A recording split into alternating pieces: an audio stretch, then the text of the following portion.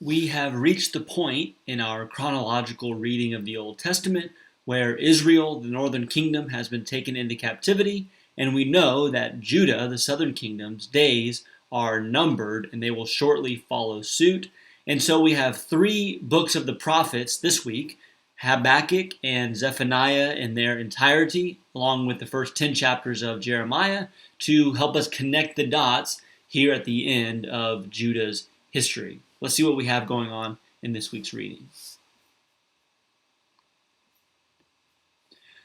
Okay, we are not going to be able to say much about Habakkuk and Zephaniah, or relatively speaking, Jeremiah for that matter, but Habakkuk is the origin of this very famous phrase that shows up several times in the New Testament: the righteous one will live by his faith. And that not only is important in terms of understanding salvation in Jesus, but it is important for understanding what Habakkuk is saying.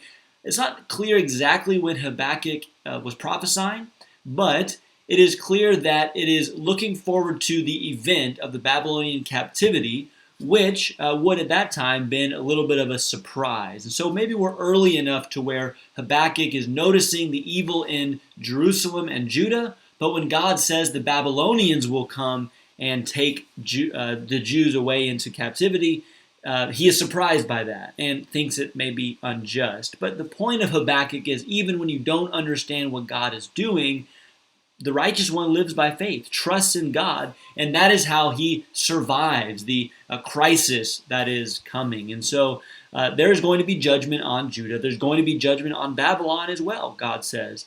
And so the closing of Habakkuk, the chapter 3, is Habakkuk saying, I trust in God, his work is perfect, even if I don't understand it, and even if everything goes horribly wrong, I will trust in him and rejoice in his salvation. And so the righteous one will live by faith as Judah gets ready for the doom that is coming upon it shortly. And Zephaniah gives us a picture of that doom. There is just total destruction. Everything will be wiped out. The whole world is in view here as God brings his wrath, but particularly Judah and Jerusalem, and the kings and those in leadership are singled out as being responsible for the idol worship and the faithlessness among God's people. And so they will be judged.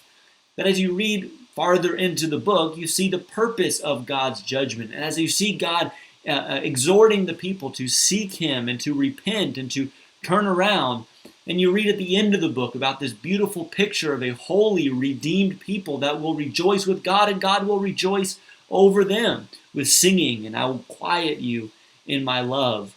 We realize that the judgment of God is to rid his people of those that are proud and rebellious and evil.